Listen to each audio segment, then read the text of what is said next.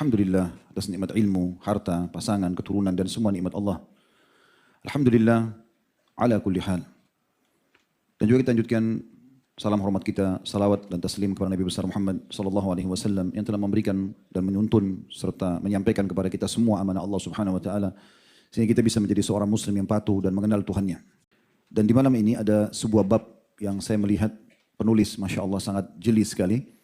Ini sambungan dari bahasan kita yang lalu ya. Syekh Muhammad bin Abdul Wahhab rahimahullah dalam buku Al-Kabair beliau. Setelah menjelaskan pada pekan yang lalu bab khusus membahas tentang orang yang berharap dan bertekad untuk mengerjakan dosa dan dia terhenti bukan karena udzur syar'i. Artinya pada saat ada kesempatan tetap dia akan lakukan maka termasuk dosa besar. Tergantung. Kalau dia niat zina berarti misalnya dosa besar maka dapat dosa besar. Kalau dosa kecil maka dia juga akan dapat dosa kecil. Ini poin penting sekali untuk dibahas memang. Dan beliau mengkhususkan bab ini masuk dalam kategori dosa besar. Ridho terhadap kemaksiatan. Dari bab ini teman-teman sekalian kita akan fokus membahas dua hal. Yaitu tentang keridhoan seseorang yang bersifat pribadi terhadap sebuah dosa. Baik itu dia ridho dengan cara dia menikmati dan terus mengulang-ulangi dosa itu. Sehingga keridhoannya kelihatan. Dia sangat menikmati dosa-dosa itu. Sehingga dia terus mengulang-ulangi zinahnya, dustanya, ribanya, menipunya, memukulnya, menggunjingnya, mencurinya, menipu dan seterusnya. Orang tidak mungkin mengulang-ulang satu perbuatan kecuali karena dia ridho. Satu sisi.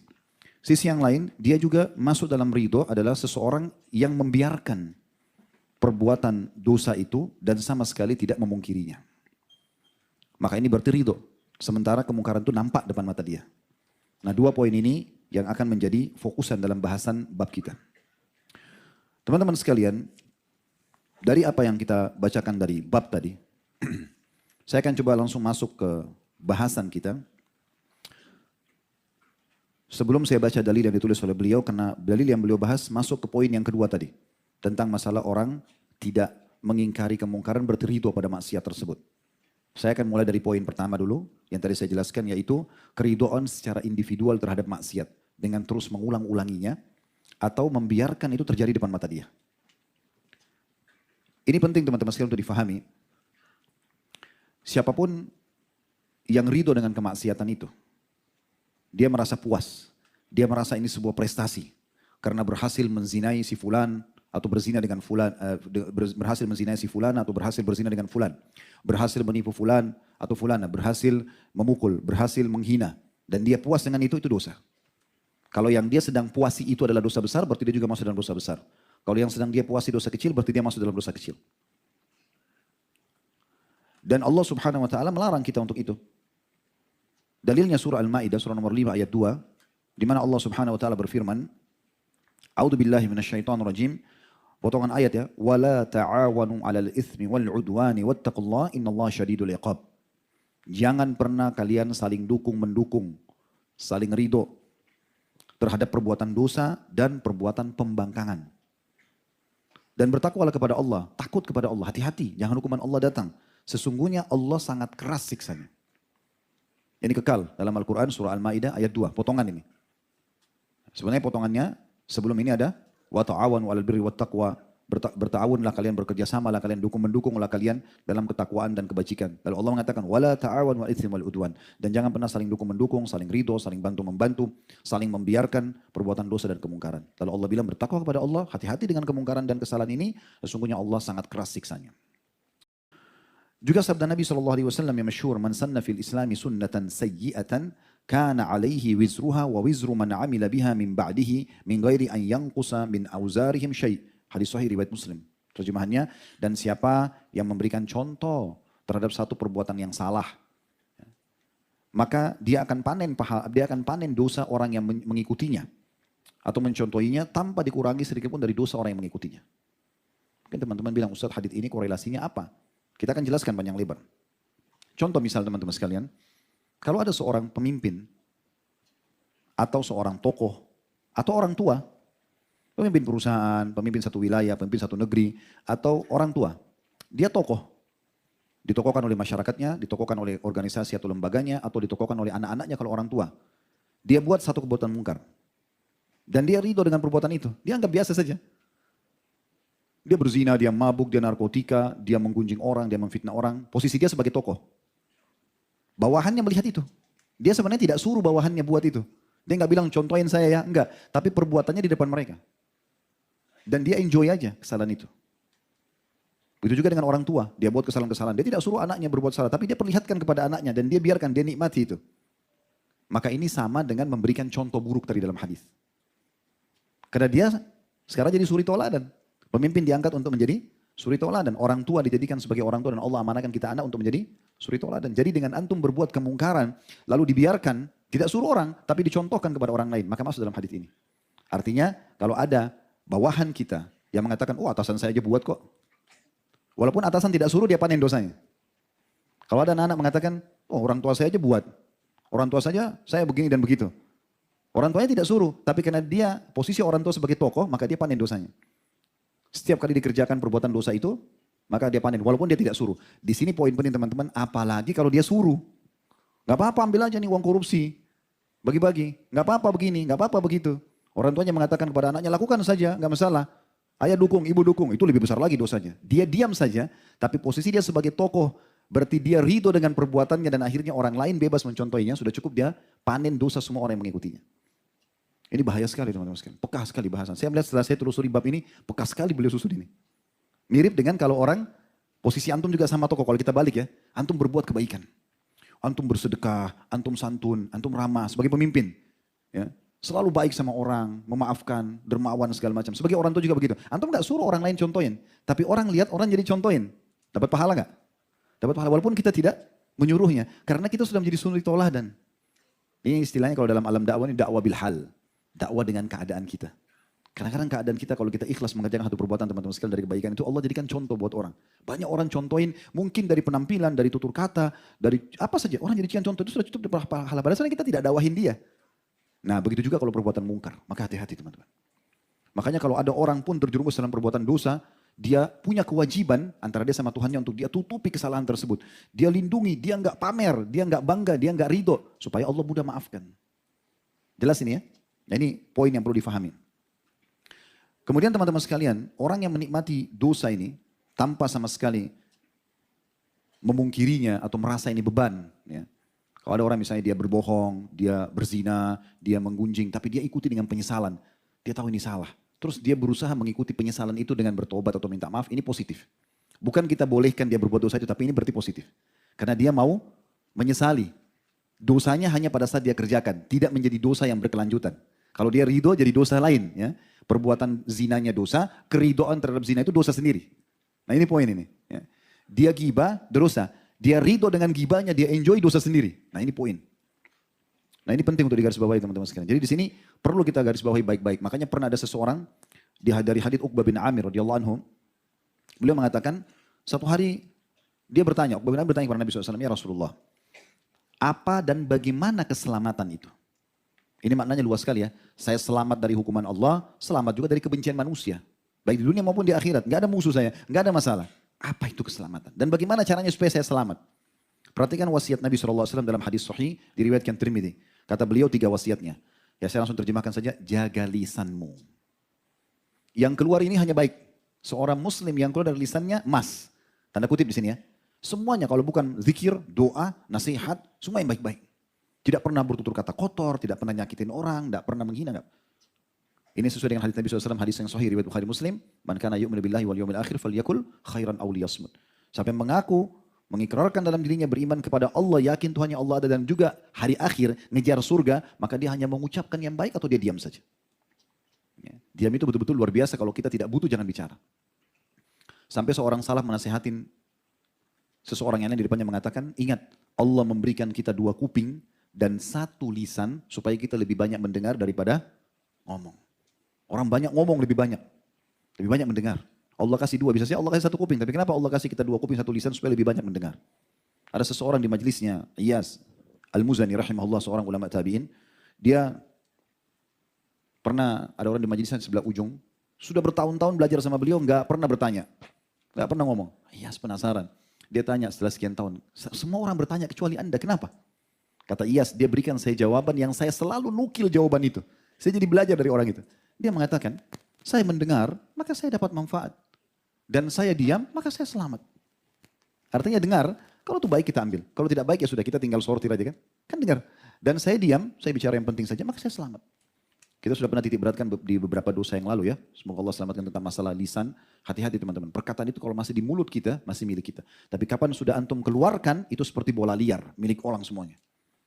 Dan pepatah, seorang penyair mengatakan dalam pepatah yang kurang lebih terjemahan dalam bahasa Indonesia, ini bahasa Arab ya. Terjemahannya dia mengatakan, kalau kau titipkan emas pada orang, pastikan tidak akan bertambah. Tapi kalau titipkan kata-kata, pastikan bertambah. Antum bicara satu paragraf nih, pesan sama orang, akan jadi 2 paragraf sama dia. Orang ketiga, 3 paragraf. Orang keempat begitu. Akan kemana-mana. Dan akan menjadi sebuah kebohongan yang sangat besar kalau sudah orang yang ke-10, orang yang ke-11. Ya. Jaga lisanmu, pesan pertama Nabi SAW. Itu keselamatan. Kemudian yang kedua, tetaplah di rumahmu. Subhanallah, pandemi kemarin mengajarkan kita ini. Kalau antum lagi tidak ada kebutuhan, jangan keluar rumah. Tidak usah keluar rumah. Habisin waktu di luar untuk apa? Darurat kalau keluar. Keluar itu sesuai dengan kebutuhan. Jangan keinginan. Kalau keinginan tidak akan pernah selesai. Angan-angan keinginan tidak akan selesai. Makanya kata Nabi SAW, tidak akan puas anak Adam sampai apa? Tanah kuburan dimasukkan ke mulutnya. Kalau antum mau kendal promo di satu toko, itu nggak akan habis promonya sampai pemilik tokonya mati. Hari ini keluar, minggu depan keluar, bulan depan keluar, tidak selesai-selesai. Tapi kalau kebutuhan silakan. Tapi kalau keinginan untuk apa? Nggak selesai-selesai. Orang yang tidak mengikuti keinginan kebutuhan laparnya, dia cuma ingin keinginan hawa nafsunya, maka tidak akan berhenti makan. Ya, gitu. Sudah kenyang pun tetap dipaksakan. Bajunya sudah mau rubuh, ya. Lemari di rumahnya masih beli baru. Karena keinginan semua, tidak selesai-selesai. Kalau kebutuhan silakan. Dan usahakan teman-teman, punya satu prinsip dalam hidup. Kalau keluar, tujuan antum apa, selesaikan tujuan itu. Buat tulisan, not kecil. Mau ke satu supermarket, mau ke toko, apa yang saya mau beli, 1, 2, 3, fokus di situ. Udah selesai, pulang. Begitu saja, kecuali darurat. Keluar silaturahim saja. Gak usah kemana-mana, kecuali darurat, memang ada udzur-udzur syari'inya. Ada orang kadang-kadang sering keluar rumah, tidak ada tujuan. Tidak tahu mau kemana. Sehingga buang-buang waktu. Ya, mubazir. Di jalanan tidak ada manfaatnya. Kumpul, cari teman-teman, kumpul, tidak ada gunanya. Dengarin curhatannya teman-temannya, habisin waktu untuk apa? Antum kalau lagi tidak ada waktu, atau tidak ada kerjaan, kegiatan, zikrullah. Kata Nabi SAW, maukah saya tunjukkan amalan lebih baik daripada infak emas dan perak? Lebih baik daripada bebasin budak, lebih baik daripada berperang, terbunuh oleh musuh untuk membunuh musuh. Kata para sahabat, tentu ya Rasulullah. Lisanmu selalu berzikir kepada Allah. Gunakan kesempatan, salawat 100 kali, istighfar 100 kali. Banyaknya yang bisa dilakukan atau mendengarkan majelis ilmu, manfaat gitu kan. Sampai seorang salaf dulu kalau dia masuk ke WC, maka dia suruh anaknya baca kitab di depan pintu WC. Supaya dia dengar, daripada dia duduk nongkrong diam gitu. Dia dengar apa yang dibaca oleh anaknya. Dia nggak ucap apa tapi dia dengar, oh ada manfaat. Di WC pun mereka cari manfaat. Coba bayangkan.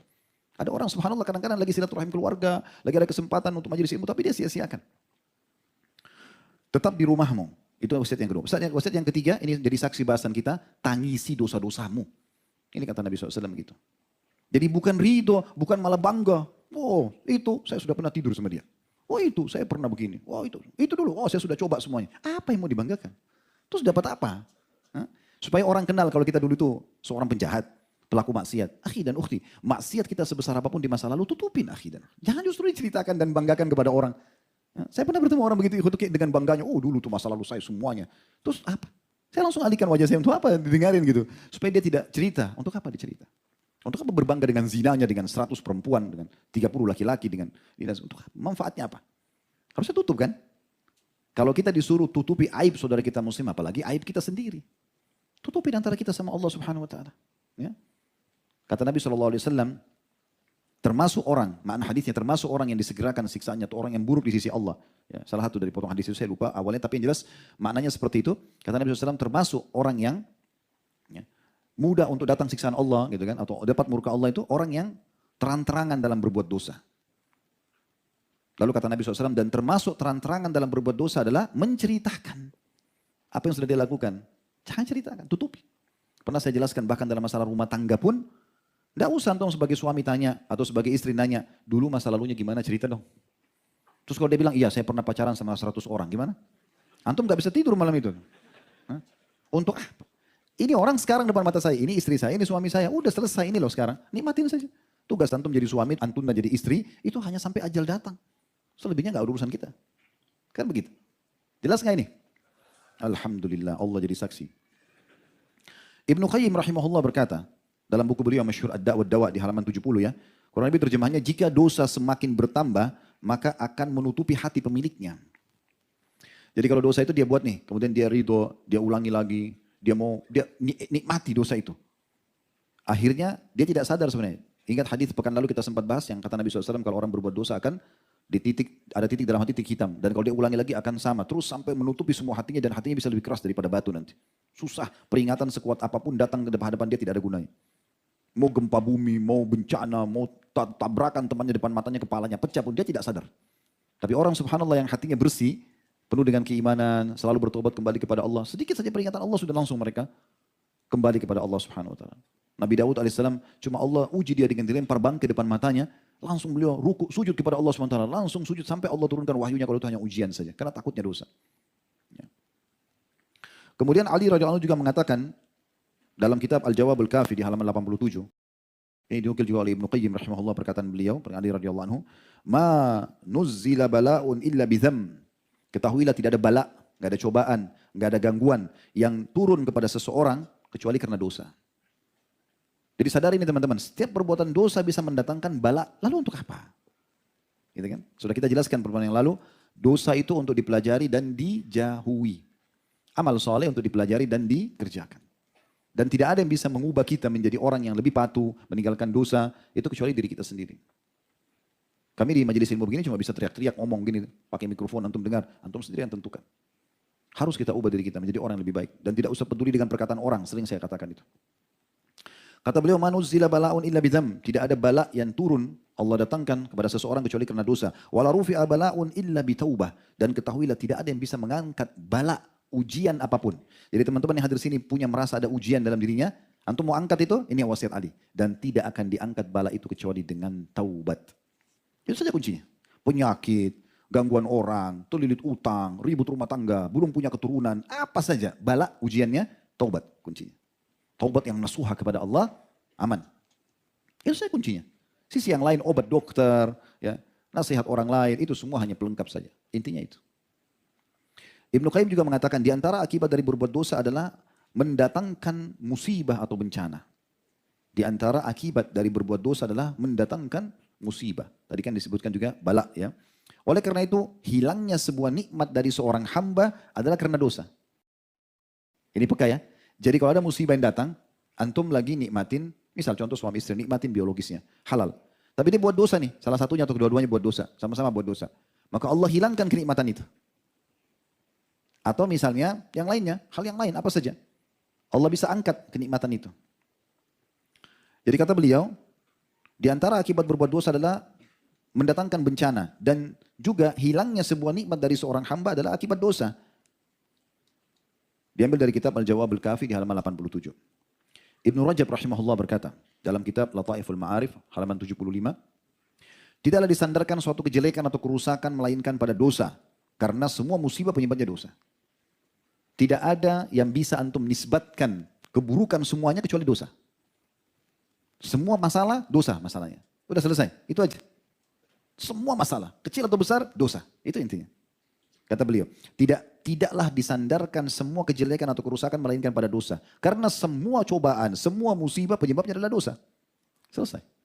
Sederhananya begitu. Ya. Jadi apapun yang sedang datang kepada kita sebagai ujian yang kita rasakan teman-teman, yang paling pertama, ya, introspeksi diri dulu. Istighfar kepada Allah. Tidak usah cari kenapa orang ini ghibah saya, kenapa orang ini fitnah saya, kenapa orang ini ambil barang saya, kenapa orang ini tidak bayar utang, kenapa orang ini sakit di saya. Lupain semua itu. Karena itu semua datang sebabnya dari antum. Dosa dari sini. Istighfar kepada Allah, taubat. Kalau perlu sholat taubat, tulus kepada Allah SWT. Selesai semua itu. Itu intinya sebenarnya. Kalau antum pulang malam ini bawa poin ini selesai. Ini poin pentingnya. Dan subhanallah ada sebuah poin saya ambil dari apa yang tadi saya sampaikan itu. Setelah disusun dari beberapa poin yang Allah mudahkan tadi. Kenikmatan sebuah nikmat itu justru memuncak. Ini perkataan saya teman-teman ya.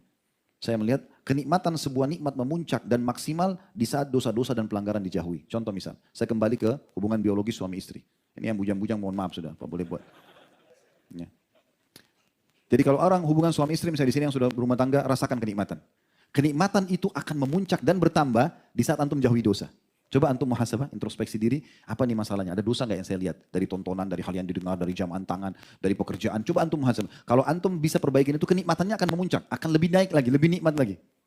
Allah datangkan di situ. Antum heran, loh kok bisa ya pasangan saya lebih puaskan saya? Kok bisa? Itu Allah datangkan. Kenikmatan makanan, kenikmatan minuman, kenikmatan kedudukan, kenikmatan semuanya itu akan memuncak di saat antum jauhi dosa. Luar biasa puncaknya itu. Bahkan banyak mara bahaya, berapa banyak mara bahaya yang diselamatkan darinya seseorang justru karena dia menjauhkan diri dari dosa-dosa itu. Baik, ada hal yang saya ingin tambahkan teman-teman sekalian dalam hal ini. Ada hadis Al-Ursh atau Al-Urs ya, bin Amir Al-Kindi radhiyallahu anhum. Beliau menyampaikan dari Nabi SAW, hadis ini diriwayatkan oleh Abu Daud dan juga disahihkan oleh Syalbani dalam Sahih Abu Daud ya. Beliau mengatakan kata Nabi SAW, "Idza umilatil khati'atu fil ard." Kalau dosa-dosa itu dikerjakan di muka bumi atau di suatu tempat, kana man syahidaha fakarihaha, maka orang-orang yang membenci dosa yang sedang terjadi itu, atau dalam riwayat lain angkaraha, memungkiri, kaman ghaba anha, seakan-akan orang yang tidak hadir di situ. Wa man ghaba anha faradiha kana kaman syahidaha. Namun sebaliknya kalau ada orang tidak hadir di tempat maksiat itu, tapi dia ridho dengan maksiat itu, dianggap itu sebuah prestasi, oke saja, nggak masalah. Oh temannya buka ini tempat maksiat, dia oke saja. Maka dia juga seperti orang yang hadir dan melakukan dosa itu. Ini sabda Nabi SAW. Saya ulangi ya, kata Nabi SAW, jika diketahui ada suatu dosa, perbuatan dosa di satu wilayah di muka bumi ini, orang yang hadir di tempat tersebut namun dia memungkirinya. Dia nggak suka. Antum melewati satu tempat maksiat, semoga Allah hilangkan kemaksiatan. Antum mungkiri, misalnya dalam hati saja. Dan kita tidak punya kekuatan tangan, tidak bisa nasihatin, dalam hati saja. Dan saya yakin teman-teman, sekian Masya Allah berapa ribu orang hadir ini. Kalau kita semuanya melewatin satu tempat kemungkaran dan kita semuanya sepakat dengan doa saja, ya Allah hilangkan kemungkaran ini. Satu orang diijabah sudah selesai sebenarnya. Dan itu sudah cukup kita lepas dari hisab Allah SWT hari kiamat. Kata Nabi SAW, saya ulangi, jika diketahui ada suatu perbuatan dosa di satu tempat, orang yang hadir di tempat tersebut namun ia membenci perbuatan dosa tadi, dalam riwayat lain ia memungkiri perbuatan dosa itu, maka ia seakan-akan tidak hadir di situ. Dia selamat dari situ. Kalau Allah datangkan hukuman, ya, Allah tanya hari kiamat, dia selamat karena dia pungkiri. Antum lihat pelang iklan kemungkaran, antum lihat orang lagi ciuman di pinggir jalan, oh, ya Allah hilangkan kemungkaran. Antum aman sudah, selamat. Namun, kata Nabi SAW, orang yang tidak hadir di tempat tersebut hanya saja meridhoi perbuatan dosa itu. Antum lagi nonton TV, ada satu kemungkaran terjadi, orang mabuk-mabuk pesta di satu negara. Enak bener, coba saya di sana saya juga ikut-ikutan. Tahun baru, mabuk-mabukan, peluk-pelukan, buat maksiat. Atau ada tontonan tentang orang di diskotik, apalah. Lalu dia ridho dengan itu, dia tidak hadir, kata Nabi SAW. Ya. Dan bila ada orang yang tidak hadir di tempat dosa itu, namun meridhoi perbuatan dosa tersebut, maka ia sama seperti orang yang hadir di tempat itu. Nah ini bahasan kita tentang masalah ridho dengan dosa itu. Bahaya sekali itu. Jadi memang kita betul-betul, kita pun tidak lakukan, tidak boleh kita ridho orang lain lakukan. Kita tidak suka dengan itu, supaya kita selamat. Ada sebuah riwayat Bukhari, Nabi SAW mengatakan, Allah pernah mengutus Jibril alaihissalam mendatangi satu wilayah untuk dihancurkan. Karena banyak maksiatnya gitu. Lalu Jibril alaihissalam kembali kepada Allah lalu mengatakan, ya Allah, sesungguhnya ada hambamu fulan, orang soleh, ada di situ. Kata Allah SWT, mulai dari dia dulu. Hukuman itu mulai dari dia dulu. Karena dia tidak pernah amir ma'ruf, tidak pernah nahi mungkar. Dia mau selamat sendiri masuk surga. Tidak pernah dia pungkiri sama sekali. Dia hadir di satu tempat tapi dia tidak pungkiri. Maka dia sama dengan pelakunya. Allah suruh dia duluan disiksa, baru orang-orang yang berbuat maksiat itu. Coba bayangkan bahayanya itu. Jadi hati-hati teman-teman sekalian. Syekh Abdul Muhsin Al-Abbad, hafizahullah, ini salah satu ulama yang hidup di masa kita sekarang, Masya Allah, Allah berkahi umurnya. Dan anaknya beliau sudah profesor gitu kan. Profesor Dr. Abdul Razak, yang masyhur sering datang ke Indonesia juga. Ini ayahnya masih mengajar di Masjid Nabawi. Beliau mengatakan makna hadits tadi yang baru kita bacakan. Annahu ka'annahu lam yaraha li'annahu ra'a syai'an wa ankarah. Kenapa Nabi SAW mengatakan orang yang hadir tapi dia pungkiri. Tapi seakan-akan dia tidak hadir di situ. Karena dia memungkirinya. Maknanya orang yang membenci maksiat yang ia lihat dianggap seakan-akan bukan orang yang melihatnya.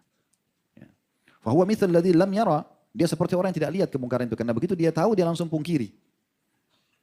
Li'annahu salima bihadzal inkar, dan dia selamat karena memungkiri kemungkaran tersebut. Kemudian beliau juga mengatakan, idza sami'a bi amrin qad hasala wa huwa ghaibun anhu, jika seorang mendengarkan suatu perkara maksiat yang telah terjadi, walakinnahu a'jabahu kana kaman syahidah, tapi dia kagum dengan maksiat itu, maka sama dengan orang yang melihatnya, menyaksikannya. Liannahu radiya bil amri munkar, karena dia ridho dengan perbuatan munkar itu.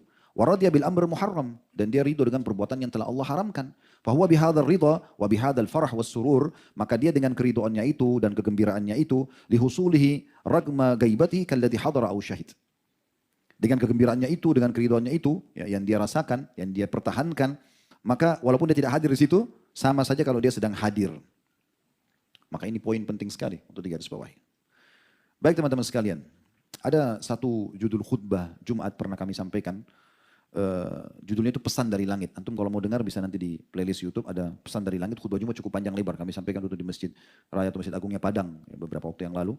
Saya coba angkat kembali beberapa poin di situ karena temanya mirip. Memang judulnya Pesan dari Langit gitu ya. Dalil pertama yang saya angkat pada saat itu teman-teman sekalian dengan izin Allah surah Al-A'raf surah nomor 7 ayat 96. Ini berkaitan dengan bahasan kita. Nanti kita tadabburi maknanya. Allah berfirman Al-A'raf surah nomor 7 ayat 96. Walau anna ahlal qura amanu wattaqau la fatahna alaihim barakatim minas samai wal ardi walakin kadzabu fa akhadnahum bima kanu yaksibun. Jikalau sekiranya penduduk negeri itu beriman dan bertakwa. Kita ini semuanya coba beriman kepada Allah dan bertakwa. Patuh aja. Yang halal nikmati, yang diperintahkan kerjakan, dilarang jauhi. Sederhana sampai ajal datang. Kalau penduduk negeri seperti itu, kata Allah SWT, pastilah. Pasti, bukan cuma biasa, pasti. Kami akan limpahkan kepada mereka keberkahan dari langit dan juga bumi. Kecukupan. Tapi sayangnya, mereka mendustakan atau meragukan ayat-ayat kami. Maka kami siksa mereka disebabkan perbuatan mereka. Jadi pilihannya, antum beriman dan bertakwa, dapat keberkahan, atau bermaksiat dapat hukuman. Sudah selesai. Mana antum mau pilih? Ya. Allah Subhanahu Wa Taala juga memastikan, teman-teman sekalian, di dalam surah Hud, surah nomor 11 ayat 117, ini sudah sering kami ulangi ayat ini, tapi kami ingatkan lagi malam ini. Hud, surah nomor 11 ayat 117. وَمَا كَانَ رَبُّكَ لِيُهْلِكَ الْقُرَى بِظُلْمٍ وَأَهْلُهَا مُصْلِحُونَ. Dan ketahuilah hai Muhammad, Tuhanmu sekali-kali tidak akan membinasakan negeri-negeri secara zalim. Gak mungkin Allah datangkan gempa, banjir, tsunami, segala macam. Gak mungkin secara zalim, tanpa sebab. Gak mungkin. Ya. Sementara penduduknya berbuat kebaikan. Ini Allah yang bilang, bukan saya cuma sampaikan. Antum bisa lihat surah Hud ayat 117. Allah bilang tidak mungkin Tuhan Muhammad sekali-kali, sekalipun tidak mungkin. Menghancurkan satu negeri, mendatangkan bencana, sementara penduduknya berbuat kebaikan. Tidak mungkin. Artinya kalau antum buat baik, Allah akan berikan kebaikan juga. Dalam surah Al-Qasas, surah nomor 28 ayat 59, Allah juga berfirman. Surah Al-Qasas, surah nomor 28 ayat 59. Wa ma kana rabbuka muhlikal qura hatta yab'atsa fi ummiha rasulan yatlu 'alaihim ayatina. Wa ma kunna muhlikil qura illa wa ahluha zalimun.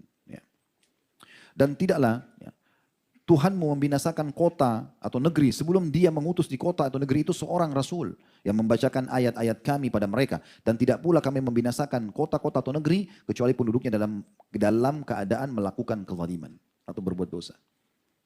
Yang dimaksud diutus rasul adalah diutus utusan Allah SWT. Tapi sekarang sudah selesai. Nabi Muhammad SAW sudah diutus seperti para ulama dan da'i yang menyambung penyampaian beliau. Kemudian juga dalam surah Al-An'am, surah nomor 6 ayat 131. Allah berfirman, "Dzalika allam yakun rabbuka muhlikal qura bidzulmin wa ahluha ghafilun." Demikianlah para rasul diutus, kata Allah SWT. Karena Tuhanmu tidak akan membinasakan satu negeri dengan zalim. Datang wabah, datang musibah, datang segala macam secara zalim gak mungkin. Ya. Sedang penduduknya dalam keadaan lengah, apalagi belum tahu gitu. Kemudian juga Allah Subhanahu Wa Taala mengingatkan kepada kita agar kita hati-hati. Coba renungi ayat-ayat ini teman-teman ya. Ini ayat-ayat ini berurut satu sama yang lain. Allah Subhanahu Wa Taala berfirman begini, "Afa amina ahlul qura an ya'tihum ba'suna bayatan wa hum naimun." Apakah penduduk-penduduk negeri yang terus berbuat dosa itu merasa aman dari kedatangan siksaan kami kepada mereka di malam hari pada saat mereka tidur? Orang-orang yang buat dosa ini, mereka aman gak pada saat lagi tidur tiba-tiba mati, tiba-tiba runtuh bangunan? Itu Allah mengatakan, apakah penduduk negeri itu yang berbuat dosa merasa aman dari kedatangan siksaan kami di malam hari pada saat mereka tidur? Ayat 98-nya, "Awa amina ahlul qura an ya'tihum ba'suna duhan wa hum yal'abun." Apakah penduduk negeri itu merasa aman dari kedatangan siksaan kami kepada mereka di waktu duha, waktu mereka beraktivitas? Dan di waktu duha atau pagi hari sedang mereka bermain-main? Ayat 99-nya, "Afa aminu makrallah fala ya'manu makrallah illal qaumul khasirun." Maka apakah mereka merasa aman dari azab Allah yang tidak terduga-duga? Tidak ada yang merasa aman dari azab Allah kecuali kaum yang merugi. Ayat 100-nya, "Awalam yahdi lil ladzina yarithuna al-ardha min ba'di ahliha allaw nasha'u asabnahum binurubihim wa natba'u ala qulubihim fahum la yasma'un." Dan apakah belum jelas bagi orang-orang yang mempusakai satu negeri sesudah lenyap penduduknya bahwa kami akan menghendaki, bila kami kehendaki kami akan azab mereka karena dosa-dosa dan kami kunci mata hati mereka sehingga mereka tidak dapat mendengar dan mengambil pelajaran. Berulang kali Allah datangkan peringatan-peringatan teman-teman kepada kita, semua itu untuk menakut-nakuti memang.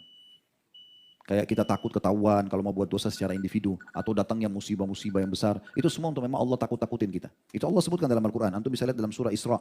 Surah nomor 17 ayat 59. Surah nomor 17 ayat 59 Allah berfirman, "Wa man rusulu bil ayati illa takhwifa." Dan kami tidak memberikan tanda-tanda kebesaran kami itu kecuali untuk menakut-nakuti. Petir, guntur, bencana, segala macam itu. Kemudian juga dalam surah At-Taubah, surah nomor 9 ayat 126, Allah juga berfirman. Ayat 126, surah At-Taubah. Afala yarawna annahum yuftanuna fi kulli amin marratan aw marratini thumma la yatubuna wa lahum yadhakkarun. Tidakkah mereka memperhatikan bahwa mereka diuji sekali atau dua kali setiap tahun dan mereka juga tidak bertaubat dan tidak mengambil pelajaran? Jadi Allah ingatkan, gitu kan. Kemudian dalam surah As-Sajdah, surah nomor 32 ayat 21 juga Allah berfirman. As-Sajdah 32 ayat 21. Walanudhiqannahum minal adzabil adna dunal adzabil akbari la'allahum yarji'un. Dan kami pasti akan memberikan kepada mereka sebagian azab kami di dunia. Sebelum datang azab yang besar agar mereka kembali ke jalan yang benar. Kemudian surah Yunus, surah nomor 10 ayat 13. Allah juga berfirman, "Walaqad ahlaknal quruna min qablikum lamma zalamu wa ja'atuhum rusulun bil bayyinati wa ma kanu liyu'minu kadzalika najzil qaumal mujrimin." Surah Yunus, surah nomor 10 ayat 13. Dan sungguhnya kami tidak membinasakan umat-umat sebelum kamu, hai umat Muhammad. Ketika mereka berbuat kezaliman pada rasul-rasul mereka telah datang kepada mereka dengan membawa keterangan yang nyata, tapi sekali-kali mereka tidak mau beriman. Demikianlah kami memberikan balasan kepada orang-orang yang berbuat dosa. Ibnu Qayyim rahimahullah mengatakan, dalam kitab Ad-Da'wah Dawa'nya di halaman 46. Ini perkataan beliau, saya nukil ya, antum bisa cek bukunya. Kurang lebih terjemahannya. Pernah ada dua orang menemui Ummul Mukminin Aisyah radhiyallahu anha. Dan berkata dua orang itu, wahai Ummul Mukminin, ini setelah Nabi SAW meninggal ya. Mereka datang kepada Aisyah radhiyallahu anha mengatakan, wahai Ummul Mukminin, beritahukan kepada kami ya, apa saja yang Anda ketahui tentang gempa. Khusus gempa. Ada nggak yang Anda dengar dari Nabi langsung tentang gempa? Apa kata Aisyah radhiyallahu anha dalam kitab ini ya? Bila mereka telah menghalalkan zina, mereka mengkonsumsi minuman keras, mereka memainkan alat-alat musik, maka Allah cemburu di langit sana. Kemudian berfirman kepada bumi, goncangkan dirimu. Kemudian jika mereka taubat dan meninggalkan pelanggaran mereka, maka akan kembali aman. Jika tidak, maka Allah akan menghancurkan bumi mereka. Ya. Maka Allah akan menghancurkan bumi mereka, ya, tempat bersama mereka. Maka Allah akan menghancurkan bumi dan membinasakan mereka bersama bumi tersebut. Ini perkataan Aisyah radhiyallahu anha. Setelah tadi perkataan Aisyah radhiyallahu anha tentang masalah sebab gempa menurut gambaran beliau, kemudian teman-teman sekalian kalau pernah dengar tentang kaum Nabi Yunus ya, pernah dengar? Wilayahnya Nainawa di wilayah Irak. Itu satu-satunya negeri yang Allah sudah datangkan tanda-tanda bencananya, hukumannya, sudah mulai gelap langit, turun hujan, sudah mulai bumi bergetar dan mengeluarkan air. Di saat itu mereka bisa selamat. Satu-satunya kaum yang Allah sudah datangkan hukuman, tapi mereka bisa selamat cuma kaumnya Nabi Yunus. Ada sebabnya. Semua kaum Nabi Lut, kaum Nabi Shu'aib, kaum Nabi Saleh, semua Allah binasakan, hancur. Kaum Nabi Lut ya.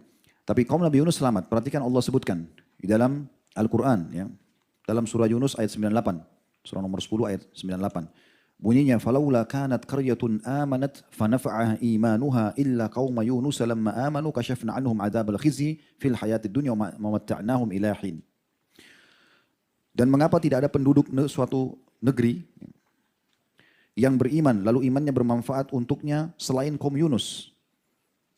Tak kala mereka beriman, maka kami angkat atau jauhkan dari mereka azab yang menghinakan di kehidupan dunia dan kami berikan kesenangan kepada mereka sampai waktu tertentu.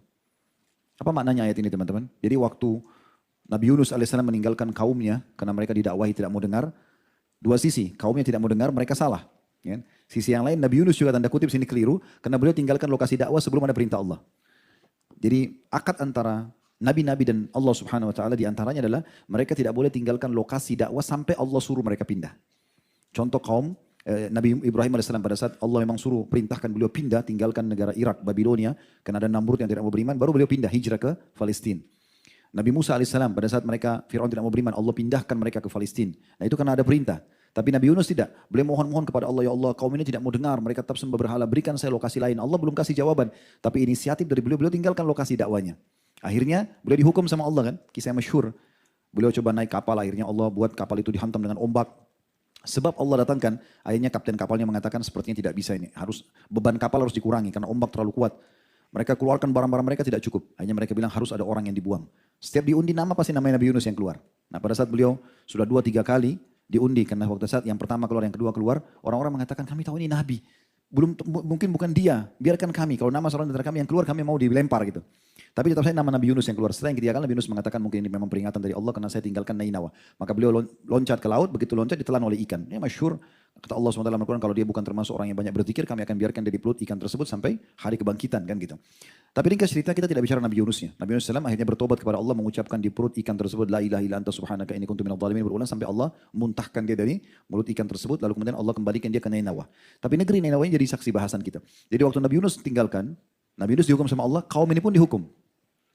Karena mereka tidak mau beriman kepada Nabi Yunus AS, Allah datangkan badai, Allah datangkan mendung, hujan deras. Mereka coba berlari. Seperti umumnya orang kalau mau datang siksaan melarikan diri dari gempa, dari bencana segala macam. Kepala mereka, kalau kita bahasakan kepala suku atau raja mereka di situ, tiba-tiba berakal nih. Dia mengatakan begini, percuma jangan kalian pergi. Dia teriak-teriak kepada kaum yang sedang melarikan diri, jangan kalian. Sepertinya ini yang diancamkan oleh Yunus kepada kita. Coba sekarang, kita semuanya nyatakan diri kita beriman kepada Tuhannya Yunus. Maka mereka rame-rame sujud, mereka rame-rame minta kepada Allah menyatakan beriman. Tiba-tiba pada saat itu, langit berhenti turunkan hujan, cerah kembali, mereka kembali senang, mereka kembali selamat. Ini yang Allah ceritakan dalam surah Yunus tadi.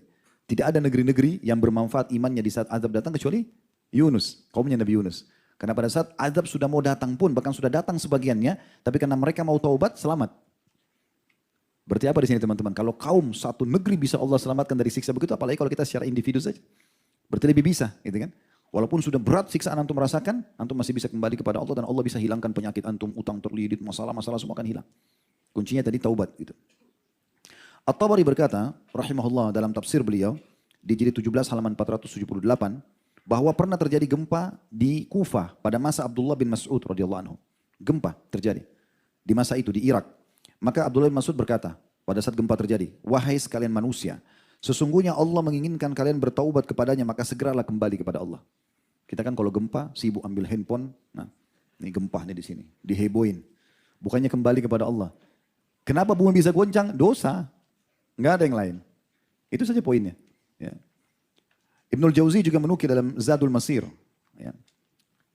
Fi ilmu tafsir di jilid 2 halaman 486 bahwa Abdullah bin Zubair radhiyallahu anhu setiap kali mendengar suara guntur. Tadi kan Abdullah bin Mas'ud tuh. Kalau gempa, dia ingatkan, hai manusia sadarlah, Tuhan kalian ingin kalian tobat dengan guntur, dengan gempa ini. Kalau Abdullah bin Zubair setiap kali dengar guntur, kita kan biasa kalau musim hujan dengar guntur. Sebentar lagi masuk musim hujan kita dengar guntur. Maka beliau mengatakan, innahu wa'idun syadidun li ahlil ard. Ketahuilah ini peringatan yang sangat jelas dan keras ya, kepada pembunuh bumi. Jadi ini artinya bukan sembarangan ini. Ini pasti ada sebabnya suara guntur menggelegar begitu tuh. Itu bukan cuma sekedar fenomena alam. Kita bukan orang ateis. Kita orang beriman kepada Allah. Kita tahu ada Tuhan kita yang mengatur semua alam semesta ini. Maka ada sebabnya kenapa guntur itu datang. Abdullah bin Zubair memberikan pelajaran kepada kita dan itu disebutkan oleh Ibnu Qayyim al-Jauzi atau Ibnu Jauzi rahimahullah bahwasanya ini adalah peringatan tegas dan keras dari Allah yang ada di langit sana kepada penduduk bumi. Harus segera taubat. Kemudian teman-teman sekalian, Ali bin Abi Thalib juga berkata, yang aneh adalah ada orang yang binasa padahal bersamanya keselamatan. Yang aneh ada orang yang tidak sembuh penyakitnya, tidak lunas utangnya, tidak diberikan keturunan, tidak dapat pasangan, tidak berhasil usahanya, tidak berhasil kuliahnya, sementara keselamatan ada sama dia. Yang aneh adalah orang binasa padahal keselamatan bersamanya. Orang bisa terkena gempa, banjir, penyakit kronis, kemiskinan dan kesusahan hidup padahal keselamatan bersama mereka. Maka orang-orang di sekitarnya bertanya, apa yang Anda maksudkan? Kata Ali radhiyallahu anhu, istighfar. Itu keselamatannya. Jadi semua permasalahan kalian kembali ke satu. Dosa. Istighfar kata kuncinya. Taubat kata kuncinya. Ini disebutkan dalam buku Al-Mujalah sama Mujawahir Al-Ilm. Di Ad-Daruni. Kata rahimahullah juga berkata, sungguh Al-Quran menunjukkan kepada kalian penyakit dan sumber permasalahan. Berikut obatnya. Al-Quran menyampaikan kalian semua sumber penyakit kalian, semua sumber masalah kalian, dan berikut juga obatnya. Penyakit kalian semuanya berputar di sini. Adalah dosa dan obatnya istighfar. Nah ini poin yang kita ini sampaikan. Ini pesannya. Ini disebutkan oleh tafsir Ibnu Katsir dalam tafsir beliau di jilid 7 halaman 2319. Ya. Kalau yang mau berminat lebih banyak mendengarkan tentang apa yang tadi dalil-dalil itu dan cukup lebih panjang lebar penjelasannya ada di kajian khutbah Jumat sebagaimana saya bahasakan. Baik, ini baru poin pertama ya. Kita coba masuk ke poin kedua. Mungkin lebih ringkas poin keduanya. Tadi saya bilang judul kita mengandung dua makna. Ya. Makna yang pertama adalah orang yang tidak mengingkari kemungkaran, orang yang ridho dengan perbuatan dosa. Ya. Dia puas, dia menikmati dosa-dosa, bukan dia menyesal. Nah ini semua tadi panjang lebar penjelasannya. Yang kedua teman-teman adalah apa yang diinginkan oleh penulis di sini. Yaitu dia tidak ingkar mungkar terhadap perbuatan maksiat tersebut. Nah ini berarti perbuatan orang lain. Kalau tadi kan dia secara pribadi. Ya. Dia ridho dengan perbuatannya, dia puas, dia malah berbangga-bangga dengan cerita maksiatnya. Nah ini tadi yang sudah kita panjang lebar jelaskan. Itu poin. Poin yang lain adalah masuk dalam masalah ini dan ini yang beliau titik beratkan adalah orang yang tidak mengingkar mungkar. Baik, beliau mengangkat hadis Nabi SAW diriwayatkan oleh Al-Haythami dalam kitab Al-Majma' jilid 7 halaman 275 dan menisbatkannya kepada At-Tabarani. Ya. Dan beliau mengatakan semua perawi hadisnya thiqah, terpercaya atau sahih. Juga Al-Albani menyebutkan dalam Syu'abil Iman di nomor 7588 dan ini tentu disahihkan. Hadis Nabi SAW dari Abdullah bin Mas'ud, bukan hadis Nabi SAW, perkataan Abdullah bin Mas'ud radhiyallahu anhu, beliau mengatakan halakta illam ya'rif qalbukal ma'rufa wa yunkiril munkar.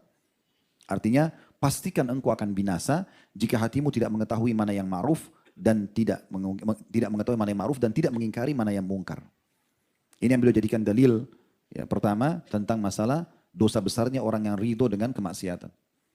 Hadis riwayat perkataan beliau, kalau kau tidak tahu, hatimu tidak tahu mana yang ma'ruf, mana yang baik dan tidak pernah ingkar mungkar, kau biarkan saja kemungkaran terjadi, maka berarti kau akan binasa. Juga diriwayatkan oleh Imam Muslim dari Abdullah bin Mas'ud radhiyallahu anhu, masih perkataan riwayat dari Abdullah bin Mas'ud, tapi ini sahabat Nabi SAW. Beliau mengatakan, "Ma min nabiyyin ba'athahu Allah fi ummatin qabli." Tidak ada nabi-nabi yang diutus untuk umat sebelumku, kata Nabi SAW. "Illa kana lahu min ummati hawariyuna wa ashabun ya'khuduna bi sunnati wa yaktaduna bi amrih." Kecuali pasti nabi-nabi tersebut ada di kalangan pendamping-pendampingnya, umatnya ya, yang hawari, kayak pengikut setia. Dan para sahabat-sahabatnya mengambil sunnahnya dan meneladani perintahnya. Thumma innaha takhlufu min ba'dim khulufun yakuluna ma la yaf'aluna wa yaf'aluna ma yu'marun. Kemudian setelah mereka wafat, ada di antara sahabat-sahabat Nabi itu sudah wafat, dan muncul generasi setelahnya, datang para pengganti yang mengatakan perkara yang tidak mereka lakukan. Dan melakukan yang tidak diperintahkan. Jadi dua hal ya. Mereka ya, mengatakan perkara yang tidak mereka lakukan. Mereka bilang sholatlah, puasalah, tapi mereka sendiri tidak lakukan. Ya. Dan mereka melakukan yang tidak diperintahkan. Ini poin garis bawah teman-teman. Ternyata masuk dalam pelanggaran kalau sesuatu yang tidak diperintahkan oleh Allah dan Rasulnya. Siapa yang melakukan itu berarti dia termasuk pelanggaran. Ini kata Nabi SAW. Barang siapa, kata Nabi SAW, "Faman jahadahum biyadihi fahuwa mu'min." Siapa yang memungkiri mereka dengan tangannya, maka dia seorang mukmin. Seorang ayah, dia berhentikan anaknya dari perbuatan yang salah, pelanggaran-pelanggaran gitu kan. Seorang pimpinan kepada bawahnya, pemerintah kepada masyarakatnya misalnya. Ya. Maka dia orang beriman. Wa man jahadahum bilisani fahuwa mu'min. Siapa juga yang memungkiri kemungkaran mereka itu dengan lisannya, maka dia juga termasuk seorang mukmin. Wa man jahadahum biqalbi fahuwa mu'min. Dan siapa yang memungkiri dengan hatinya, maka dia juga adalah orang mukmin. Wa laisa wara'a dzalika minal imami habbatu khardal. Dan ketahuilah, tidak ada lagi keimanan sebesar biji sawi pun selain itu. Saksi bahasan kita teman-teman dari hadits ini adalah masuk dalam bab ini tentang masalah orang yang ridho dengan kemaksiatan. Dia tidak mungkar, dia tidak ingkar mungkar. Dia tidak luruskan.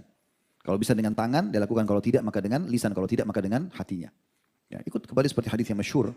Man ra'a minkum munkaran falyughayyirhu biyadihi, siapa yang lihat kemungkaran dia harus ubah dengan tangannya. Fa in lam yastati' fa bilisani. Kalau tidak mampu maka dengan lisannya. Fa in lam yastati' fa biqalbi. Dan kalau tidak mampu maka dengan hatinya. Wa dzalika adhaful iman. Itu selemah-lemah iman. Jadi jangan pernah antum lewatin satu kemaksiatan kecuali pungkiri. Supaya kembali tadi ke statement yang sudah kita sampaikan ya. Hadits Nabi SAW sebelumnya. Kalau antum biarkan, berarti antum seakan-akan juga meridhoi, mendukung. Minimal dalam hati. Katakan ya Allah, ya, hilangkan kemungkaran ini. Gitu kan? Supaya antum lepas dari tanggung jawab di sisi Allah Subhanahu Wa Taala. Apalagi amar ma'ruf nahi mungkar ini yang wajib yang pertama. Ada orang tidak sholat, antum bilang sholat akhi, sholat ukhti. Udah, antum gugur tanggung jawabnya setelah itu. Yang kedua, yang ketiga sunnah. Orang buat salah, zina, riba, antum nasihat ini gak boleh, ini haram. Sudah gugur tanggung jawab antum. Tapi jangan sama sekali gak dipungkiri. Sehingga saya ada sebuah athar disebutkan, kalau orang yang berbuat mungkar itu tidak diingatkan, maka dia akan datang di depan Allah, di mahkamah Allah di kiamat sambil mencekik orang yang melihatnya itu sambil mengatakan, ya Allah orang ini lihat saya buat mungkar, dia tidak pungkiri, maka saya tuntut dia sekarang. Jadi orang yang buat salah itu kalau kita tidak pungkiri, dia malah tuntut kita hari kiamat. Dia biarkan saya salah ini. Nah, gitu. Walaupun dia tetap dihukum, tapi kita pun kena hukuman. Oleh karena itu tidak bisa kita ridho dengan kemaksiatan. Harus kita pungkiri, walaupun hanya dengan hati. Apakah secara langsung kita lihat hadiri di situ, di lokasi, atau hanya tontonan kayak kita sekarang. Kan banyak tontonan tuh. Kejadian apa tadi saya kasih contoh, orang lagi merayakan pesta-pesta maksiat di satu negara. Terlintas antum lihat. Ya Allah hilangkan kemungkaran ini. Supaya antum lepas tanggung jawab. Nah ini yang kita ingin titik beratkan. Kemudian hadis yang terakhir yang diangkat oleh beliau adalah hadis riwayat Muslim. Dari Ummu Salamah radhiyallahu anha. secara marfu.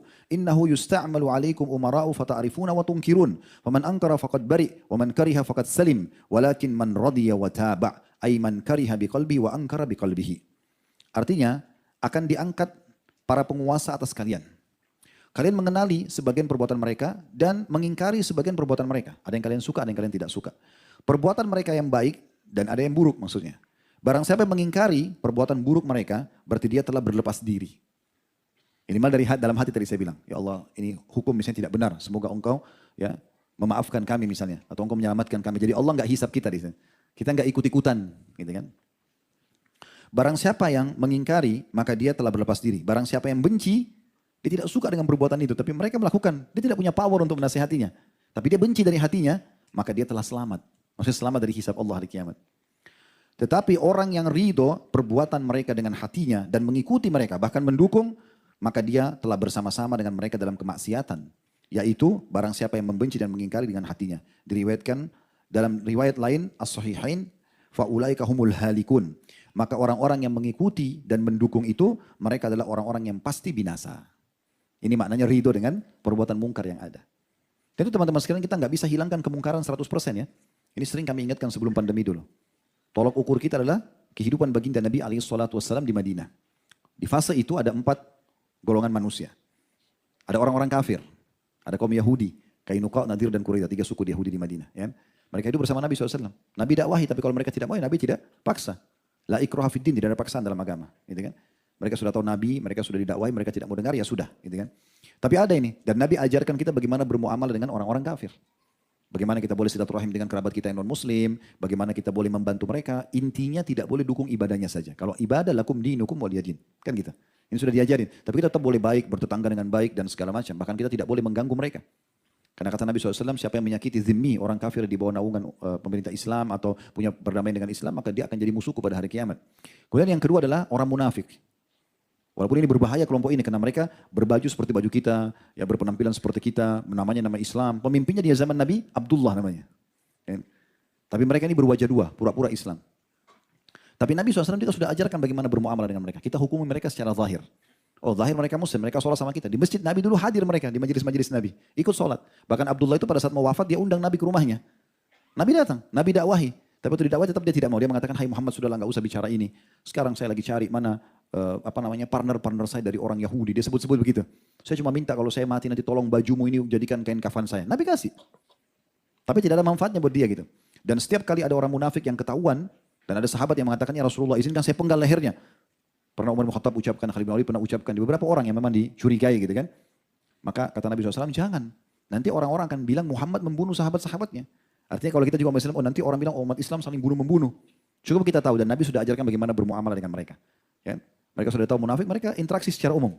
Tapi untuk dipercaya lisannya, Nabi sudah sebutkan cirinya mereka suka dusta, kalau janji ingkari, gitu kan, kalau diberikan amanah khianat, sudah selesai. Yang ketiga, ada ahli maksiat. Di zaman Nabi itu ada orang berzina, dirajam, ada orang mencuri, ada orang membunuh. Zaman Nabi ada, gitu kan. Berarti ini juga akan ada, walaupun di masa kita. Cuman ada kelompok yang keempat, itu adalah orang-orang beriman. Nah ini orang-orang beriman ini yang selalu menjadi pengawas gitu. Kayak mengingatkan yang ma'ruf melarang dari kemungkaran, nah itu ada kelompok ini. Nah inilah Nabi SAW dan para sahabat. Jadi walaupun presiden kita hafid Quran 30 juz, seorang ulama, semua menterinya juga sama, ini tidak bisa lepas antum dari 4 golongan ini. Akan ada interaksi sama orang-orang non-muslim. Kecuali antum hidup di akhir zaman nanti semuanya setelah di masa Nabi Isa, dalam tanda-tanda hari kiamat orang semua masuk Islam itu lain. Gitu kan.